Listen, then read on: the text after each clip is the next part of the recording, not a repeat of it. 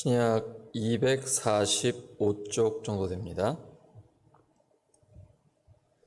로마서 5장 12절부터 21절까지의 말씀 함께 읽습니다.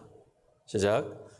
이러므로 한 사람으로 말미암아 죄가 세상에 들어오고 죄로 말미암아 사망이 왔나니 이와 같이 모든 사람이 죄를 지었으므로 사망이 모든 사람에게 이르렀느니라. 죄가 율법 있기 전에도 세상에 있었으나 율법이 없을 때에는 죄를 죄로 여기지 아니하느니라. 그러나 아담으로부터 모세까지 아담의 범죄와 같은 죄를 짓지 아니한 자들 위에도 사망이 왕노릇하였나니 아담은 오실 자의 표상이라. 그러나 이 은사는 그 범죄와 같지 아니하니 곧 한 사람의 범죄를 인하여 많은 사람이 죽었은즉 더욱 하나님의 은혜와 또는 한 사람 예수 그리스도의 은혜로 말미암은 선물이 많은 사람에게 넘쳤으리라. 또 이 선물은 범죄한 한 사람으로 말미암은 것과 같지 아니하니 심판은 한 사람을 인하여 정죄에 이르렀으나 은사는 많은 범죄를 인하여 의롭다 하심의 이름이니라. 한 사람의 범죄를 인하여 사망이 그 한 사람으로 말미암아 왕노릇하였은즉 더욱 은혜와 의의 선물을 넘치게 받는 자들이 한 분 예수 그리스도로 말미암아 생명 안에서 왕노릇하리로다. 그런즉 한 범죄로 많은 사람이 정죄에 이른 것 같이 의의 한 행동으로 말미암아 많은 사람이 의롭다 하심을 받아 생명에 이르렀느니라. 한 사람의 순종치 아니함으로 많은 사람이 죄인 된 것 같이 한 사람의 순종하심으로 많은 사람이 의인이 되리라. 율법이 가입한 것은 범죄를 더하게 하려 함이라. 그러나 죄가 더한 곳에 은혜가 더욱 넘쳤나니 이는 죄가 사망 안에서 왕노릇한 것 같이 은혜도 또한 의로 말미암아 왕노릇하여 우리 주 예수 그리스도로 말미암아 영생에 이르게 하려 함이니라. 아멘. 더욱 넘치는 은혜, 더욱 넘치는 은혜라는 제목으로 하나님의 말씀 전하겠습니다. 아담으로 말미암아 죄가 세상에 들어왔지만 예수 그리스도를 통하여 우리는 의롭다함을 받았습니다. 하나님과의 올바른 관계가 회복된 것입니다. 하나님의 은혜로 죄인들인 우리에게 무죄 선언이 내려졌습니다. 이와 같이 더욱 넘치는 은혜를 받은 그리스도인들은 예수 그리스도를 통하여 생명 안에서 왕노릇하게 됩니다. 창세기 1장 28절에서 하나님이 하나님의 형상대로 우리를 만드시고 우리에게 복을 주실 때 다스리라고 말씀을 하십니다. 히브리어로 라다인데요, 관리를 잘 하라라는 것입니다. 돈에 끌려가거나 물질이나 환경에 지배받지 말고 다스리고 지배하고 주도적인 삶을 살라는 것입니다. 하나님 나라의 아름다움을 드러내고 맡겨주신 사명을 감당하며 궁극적으로는 하나님의 영광을 위해서 시간과 물질과 환경과 모든 관계를 다스리라라고 말씀하고 계십니다. 세상에 끌려가지 말고 세상을 주도적으로 끌고 가라라는 것입니다. 오늘 대표기도에도 나온 것처럼 우리는 세상의 소금, 세상의 빛으로 부름받았습니다. 교회의 소금, 교회의 빛이 아닙니다. 우리의 가정, 일터, 실제 삶의 자리에서 그 세상의 소금, 세상의 빛으로 부름받았습니다. 우리가 가면 모든 삶의 자리가 썩지 않고 살아나는 역사가 있고 어두운 그 자리에 우리가 가면 하나님의 빛이 비추어지는 역사가 있게 되는 것입니다. 우리 안에 성령님이 계시고 예수 그리스도 우리 주님께서 우리와 함께 하시기 때문입니다. 하나님께서 내리시는 은혜와 사람이 짓는 죄는 전혀 비교가 되지 않습니다. 죄로 인해 모든 사람이 죽었지만 하나님의 은혜는 예수 그리스도 한 분 덕분에 모든 사람이 풍성한 은혜를 거저받았습니다. 그러니 하나님의 은혜의 힘이 얼마나 더 큽니까? 우리가 세상에 있다 보면 돈의 힘이 엄청난 것 같습니다. 세상 권력이 가장 강해 보이기도 합니다. 하지만 하나님의 은혜를 이길 수 있는 것은 아무것도 없습니다. 왜냐하면 하나님의 은혜가 그 모든 것을 품고 그 모든 것을 죄로부터 구원하여 하나님께로 인도하기 때문입니다. 하나님의 은혜만이 그것을 가능하게 합니다. 하나님 앞에서 그러한 넘치는 은혜를 누리려면 전제되어야 할 것이 있습니다. 내가 죄인이라는 것을 깨달아야 합니다. 예수님 믿고 신앙생활을 오래 하다 보면 자꾸 잊어버립니다. 회개 기도하는 시간에 형식적으로 하기는 하는데 진심 어린 회개가 나오질 않습니다. 왜냐하면 내가 죄인이라는 생각이 별로 안 들어요. 예배 잘 드리고 신앙생활 나름대로 열심히 하고 하기 때문에 내가 무슨 죄가 있나 이런 생각이 들거든요. 이러한 감각이 무뎌졌을 때는 위험한 때입니다. 나는 여전히 죄인입니다. 나의 의로는 하나님 앞에 나아갈 수 없습니다. 에베소 6장에 하나님의 전신갑주를 우리에게 말씀하고 있습니다. 진리의 허리띠, 의의 호심경, 심장을 보호하는 의가 있습니다. 이 의가 누구의 의입니까? 나의 의인가요? 교회에 다니고 수요일에도 기도회에 오고 새벽마다 하나님께 기도하고 헌금 드리고 봉사하고 그런 나의 의로 하나님 앞에 나아갈 수 있습니까? 아무도 없습니다. 자기 의를 드러내는 순간 하나님의 은혜는 떠납니다. 하나님의 역사는 사라집니다. 껍질만 남게 됩니다. 오직 예수 그리스도의 의만이 우리를 하나님께로 인도할 수 있게 하고 하나님의 더욱 넘치는 은혜 가운데 머물게 하는 것입니다. 그러려면 내가 죄인이라는 것이 깨달아져야 합니다. 이런 사람들에게는 하나님의 은혜를 받고 분명한 하나님에 대한 간증이 있게 됩니다. 우리의 간증은 무엇입니까? 나 같은 죄인이 예수님을 믿고 하나님의 자녀가 되었다는 것입니다. 그게 무슨 간증이에요? 누구나 다 하는 거 아닙니까? 나 같은 죄인이 예수님을 믿고 하나님의 자녀가 되었습니다. 이보다 더 놀라운 간증이 있습니까? 근데 여기에서 나 같은 죄인이 라고 할 때 진정성이 있나요? 나 같은 죄인 살리신, 그냥 습관적으로 하는 말 아닙니까? 진짜로 나 같은 죄인이라는 진정한 고백이 있나요? 우리에게 이 고백이 살아나면 여기에 더욱 넘치는 은혜가 부어집니다. 오늘 본문 20절이 바로 그 말씀입니다. 죄가 더한 곳에 은혜가 더욱 넘치는 것입니다. 로마서가 왜 이렇게 죄를 강조하고 있냐면 우리가 어디에서 구원받는지 알아야 하나님의 은혜를 진정 경험하고 깨닫고 그 은혜 가운데 살 수 있게 되기 때문입니다. 죄가 더한 곳에 은혜가 더욱 넘쳤습니다. 요한복음 8장 34절입니다. 요한복음 8장 34절 시작.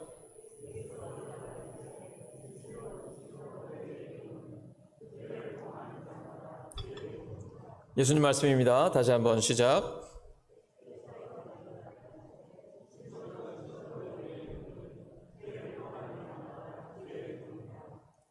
죄를 범하는 자마다 죄의 종입니다. 죄를 짓지 않으려고 노력해 보셨습니까? 우리는 다 죄 짓지 않으려고 애를 씁니다. 그런 사람들은 다 압니다. 죄 짓지 않는 것이 얼마나 어려운 일인지 다 알고 있습니다. 그래서 사도 바울은 이렇게 고백합니다. 오라 나는 곤고한 자로다. 누가 이 사망의 몸에서 나를 건져내랴. 로마서 7장 24절이죠. 오라 나는 곤고한 사람이로다. 누가 이 사망의 몸에서 나를 건져내랴. 바울이 죄를 많이 지어서 이런 고백을 할까요? 아닙니다. 로마서를 쓸 때는 예수님을 만나고 한참 지난 뒤입니다. 그런데 그가 시간이 흐르면 흐를수록 하나님 앞에서 나의 죄인됨을 깨닫게 되는 것입니다. 나는 하나님의 뜻대로 살고 싶은 그 마음으로 충만한데 실제로는 그렇지 못한 나의 실존, 죄인된 나의 모습을 깨닫고 있는 것입니다. 그러나 거기 머물지 않습니다. 바로 뒤이어서 그러나 예수 그리스도로 말미암아 하나님께 감사하리로다. 마치 막 울다가 갑자기 웃어버리는 그런 사람 같습니다. 어릴 때 왜 우리 아이들끼리 그랬잖아요. 놀리고 그랬잖아요. 울다가 웃으면 마치 그런 것 같아요. 방금까지만 해도 오호라 나는 곤고한 사람이로다. 누가 이 사망의 몸에서 나를 건져내랴. 그렇게 비참한 죄인된 자기를 이야기하는 것 같은데 바로 순간적으로 그러나 그리스도 예수 안에서 나는 하나님께 감사하리로다. 왜냐하면 그리스도 예수 안에 하나님의 은혜가 넘치기 때문입니다. 오늘 찬양처럼 보혈을 지나 하나님 품으로 들어가기 때문입니다. 부활하신 주님의 능력으로 하나님께 담대하게 나아가기 때문입니다. 그러므로 죄인된 나를 하나님 앞에서 인정하지만 거기 머물면 안 됩니다. 여기에서 해방시키기 위해 예수님이 오셨습니다. 더욱 넘치는 은혜로 나아가야 합니다. 반드시 거기까지 나아가야 합니다. 그것이 예수님이 이 땅에 오신 목적이고 하나님이 우리를 부르신 이유입니다. 오호라에서 멈추는 것이 아니라 그러나 하나님께 감사하리로다. 여기까지 나아가야 합니다.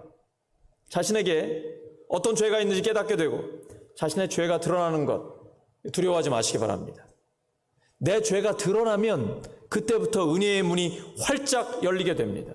넘치는 복이고 영생의 시작입니다. 죄가 죄인 줄 모르는 것이 문제입니다. 매우 심각한 문제입니다. 죄가 죄인 줄 모르면 하나님의 은혜가 떠납니다. 그것은 버림받은 상태이고 하나님의 저주 아래에 있는 것입니다. 이 죄의 문제를 해결하기 위해 주님께서 생명을 내어주신 겁니다. 왜 예수님을 믿어도 은혜를 경험하지 못하고 살까요? 왜 똑같이 예수님을 믿으며 사는데 하나님의 은혜를 경험하지 못할까요? 간단합니다. 자기 죄를 모르고 살기 때문입니다. 나 같은 죄인이라는 진정한 고백이 없기 때문입니다. 로마서 5장 20절이죠. 죄가 많은 곳에 은혜가 더욱 넘치게 되었습니다. 로마서 7장 7절입니다. 시작.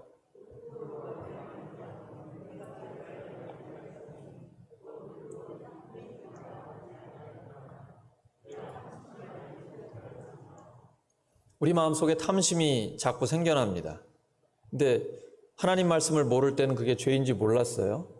그런데 하나님 말씀에 탐내지 말라고 하시는 것을 알게 되고 죄라는 것을 알게 됐습니다. 그러면 죄 짓지 말아야 되잖아요. 근데 탐심이 없어지지 않아요.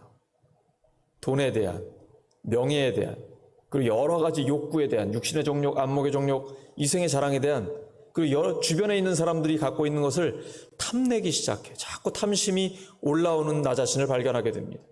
죄가 얼마나 무서운지를 발견하게 되는 것이죠. 로마서 1장 29절에서 31절까지 하나님께서 사형에 해당한다고 하는 죄가 구체적으로 나열되어 있습니다. 그런데 그 말씀 보면 깜짝 놀랍니다. 보세요. 시기, 분쟁 다 사형에 해당하는 사람입니다. 이 말씀 보니까 나에게도 사형에 해당하는 죄가 한두 가지가 아니라는 것을 깨닫게 됩니다. 이처럼 하나님의 말씀이 아니면 나 자신이 지옥에 갈 자라는 것을 알 수 없습니다. 사사기 21장 25절입니다. 시작.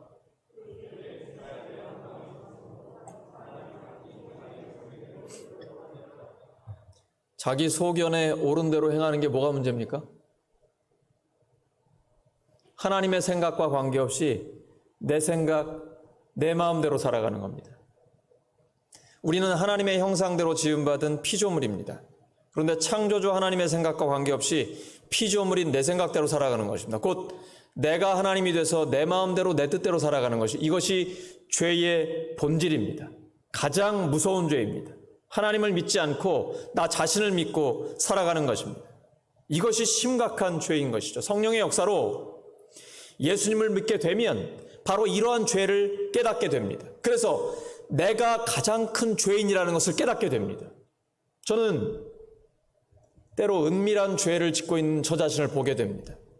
혼자 있을 때, 그리고 마음으로 죄를 짓는 저 자신을 보게 됩니다. 그리고 얼마나 고통스러운지 모릅니다. 그런데 이 고통을 해결할 수 있는 유일한 방법이 있습니다. 그것은 예수님의 보혈과 부활의 능력입니다. 예수님의 귀한 피, 그리고 죽음까지 이기신 부활의 능력만이 이 죄로부터, 이 고통으로부터 우리를 자유롭게 해줄 수가 있습니다. 하나님 앞에서 우리 자신이 어떤 죄인인지 분명하게 깨닫게 되기를 소망합니다. 로마서 5장 20절입니다. 죄가 많은 곳에 은혜가 더욱 넘치게 되었습니다. 오늘 죄 이야기를 좀 했더니 분위기가 무거운 것 같아요. 그런데 죄를 알아야 더욱 넘치는 은혜를 우리가 누릴 수 있게 됩니다. 나의 죄가 진정 용서받았다는 확신을 갖게 되면 다시 한번 하나님의 은혜가 회복되게 됩니다. 그런데 지식으로만 하나님을 아는 것은, 머리로만 하나님을 아는 것은 마귀가 하나님을 아는 것과 같습니다. 우리의 신앙을 분별하는 중요한 기준이 있습니다. 그것은 미움입니다. 하나님은 모든 사람을 사랑하시지만 마귀는 모든 것을 미워합니다. 그러므로 하나님을 잘 안다고 하면서, 예수님을 잘 믿는다고 하면서 여전히 사람들을 미워하고 있다, 내 안에 미움이 있다, 그러면 마귀가 하나님을 아는 것과 마찬가지입니다. 실제로 하나님을 아는 것이 아닙니다. 말로만 하나님을 알고 있는 것입니다. 우리는 하나님을 얼마나 알고 있습니까? 어떤 하나님을 알고 있습니까? 그것은 사랑인지 미움인지를 보고 분별할 수 있습니다. 하나님을 알기 때문에 더 많은 사람들을 사랑하게 되었습니까? 다시 한번요. 하나님을 알기 때문에 점점 더 많은 사람들을 사랑하게 되었습니까? 그렇다면 하나님을 바로 알고 계신 것입니다. 그런데 예수님을 믿고 하나님을 안다고 하면서도 미움이 사라지지 않고 계속해서 사람을 사랑하지 못한다면 뭔가 잘못 믿고 있는 것입니다. 성경은 분명하게 약속하고 있습니다. 오늘 본문 17절이죠. 예수 그리스도 한 분으로 말미암아 생명 안에서 왕노릇하게 되리라. 17절 함께 읽습니다. 시작.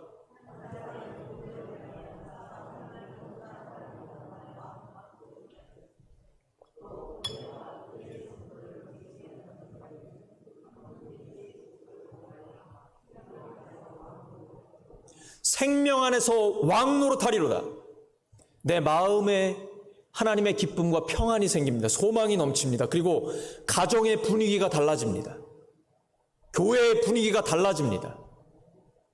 나의 삶의 자리와 일터의 분위기가 달라집니다. 그 사람이 들어가면 생명력이 넘치게 됩니다. 이러한 역사가 있기를 예수 그리스도의 이름으로 축원합니다. 그 사람의 눈빛에는 확신이 있습니다. 하나님의 은혜가 더욱 넘치기 때문에, 그것을 경험하고 있기 때문에 그 사람이 들어가면 생명이 왕노릇하게 되는 것입니다. 이러한 말씀이 실제로 이루어집니다. 로마서 5장 21절이죠. 우리 주 예수 그리스도로 말미암아 얻는 영원한 생명에 이르게 하려는 것입니다.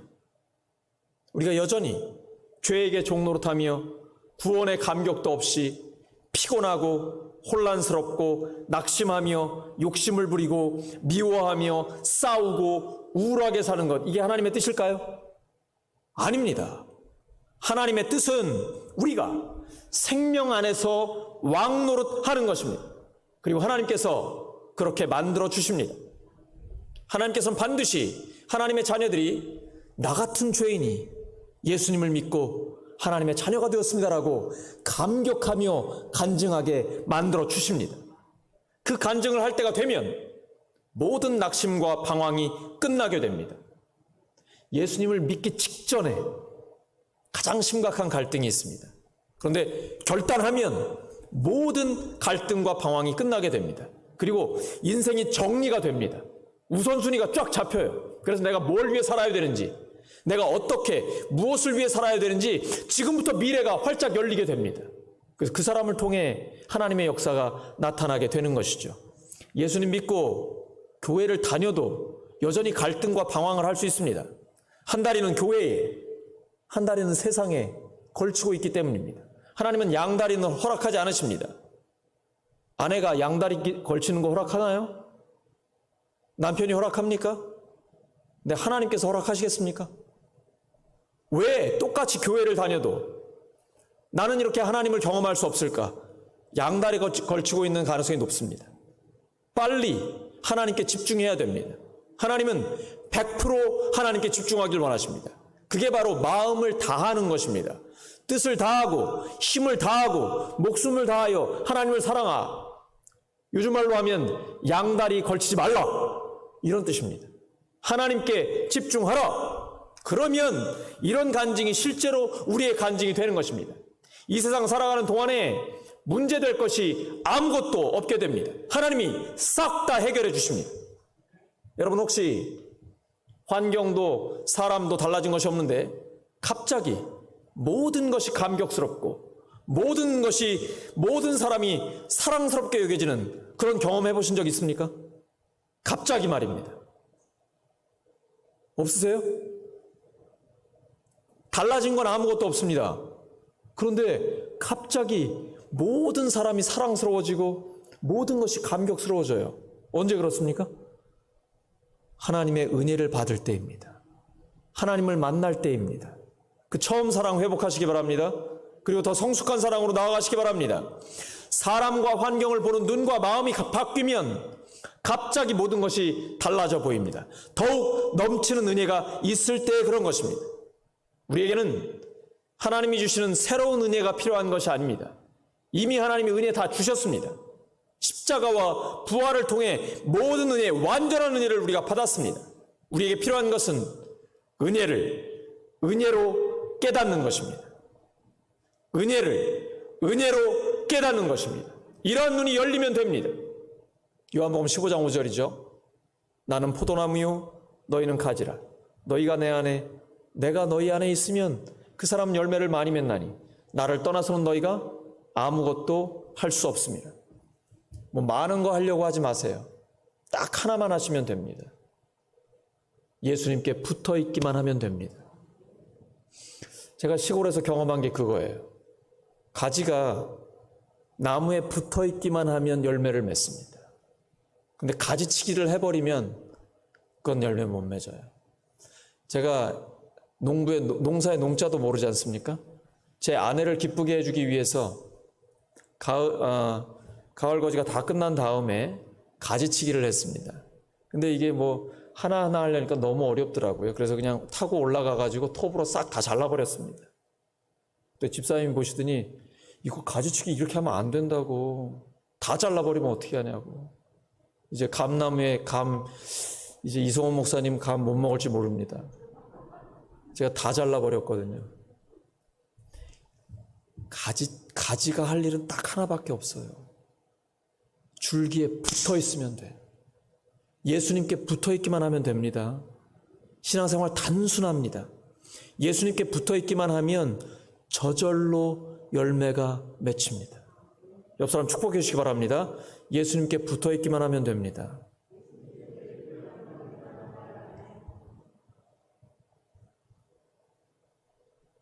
저는 그동안 전도하고 새가족들을 양육하고 세례를 집례했습니다. 그런데 1년, 2년, 3년 지나니까 그분들이 교회의 든든한 기둥이 됩니다. 그리고 전도 받은 그분들이 전도를 하기 시작합니다. 아주 성숙한 예수님의 제자가 됩니다. 목사가 그런 사람들을 보면요, 막 미치려고 해요. 너무 좋아서. 그 감격 때문에 눈물이 나요. 그분들을 보면, 그 진솔한 기도를 듣고 있으면 감격, 그걸 잊을 수가 없는 거예요. 그래서 이렇게 새가족에 집중하는 거예요. 한 사람 한 사람에게. 우리 모두가 계속해서 그런 경험을 하길 소망합니다. 우리 교회에 하나님의 그러한 역사가 계속해서 이루어지게 될 것입니다. 우리가 할 일은 딱 하나입니다. 십자가와 부활을 더 깊이 묵상하는 것입니다. 예수님께 붙어 있는 것입니다. 열매는 맺혀지게 됩니다. 말씀 정리합니다. 나 같은 죄인이 예수님을 믿고 하나님의 자녀가 되었습니다. 이 간증이 진정한 우리의 간증이 되기를 소망합니다. 십자가와 부활의 은혜를 바라보는 눈을 더욱 열어 주시옵소서. 머리로 하는 지식이 가슴으로 내려오게 해 주시옵소서. 가슴으로 예수님을 뜨겁게 믿고 정확하게 성경에 근거한 지식을 갖고 있고, 그래서 온전한 사람, 성숙한 예수 그리스도의 제자가 되게 하여 주시옵소서. 오늘 그렇게 기도할 때 하나님이 들어주실 줄로 믿습니다. 더욱 넘치는 은혜가 우리에게 있기를 소망합니다. 예수님께 붙어 있어서 더욱 넘치는 은혜를 받고 하나님이 주는 풍성한 열매를 맺는 우리 모두가 되기를 예수 그리스도의 이름으로 축원합니다. 함께 기도합니다. 하나님 아버지, 나 같은 죄인이 예수님을 믿고 하나님의 자녀가 되었습니다. 감사합니다. 하나님, 이제 저희들에게 사명을 맡기셨고 하나님의 영광을 위해 살게 해주셔서 감사합니다. 저희들이 미치더라도 그것은 하나님을 위한 것이고, 저희들이 제정신에 있더라도 하나님의 영광을 위한 것입니다. 사나 죽으나 저희들이 하나님의 것입니다. 저희들을 사용하여 주시옵소서. 하나님, 저희들의 짧은 생애에 하나님의 영광을 위해 쓰임받기를 소망합니다. 녹슬어 없어지는 자가 아니라 닳아서 없어지는 자 되기를 원합니다. 하나님, 저희들을 사용해 주시옵소서. 마음을 다해 뜻을 다해 목숨을 다해 힘을 다해 하나님을 사랑합니다. 주님, 저희들을 사랑하신 그 사랑 가지고 이웃을 사랑하기를 소망합니다. 저희들 예수님께 붙어있기를 원합니다. 주님, 저희들을 통하여 열매 맺어 주시옵소서. 영광은 하나님께서 받아주시옵시고 그 하나님의 영광을 보는 저희들이 주님과 함께 기쁨에 감격에 더욱 넘치는 은혜를 누리는 삶이 되기를 소망합니다. 하나님, 저희들을 사용해 주시옵소서. 이 시간 함께 기도합니다. 나라와 민족을 위해서, 지역과 교회를 위해서, 특별히 몸과 마음이 아픈 형제 자매들을 위해서, 죄 가운데 있는 전도 대상자들을 위해서, 하나님, 죄가 많은 곳에 은혜가 더욱 넘친다고 말씀하여 주셨습니다. 속히 예수님을 믿고 하나님께로 돌아오게 하여 주시옵소서. 우리가 이 시간 기도할 때에 하나님께서 응답하십니다. 우리의 기도를 듣고 계십니다. 더욱 넘치는 은혜 가운데 하나님 앞에 기도하고 또 기도할 때 응답하신다는 확신을 가지고 주여 한번 부르고 담대하게 나아갑니다. 주여.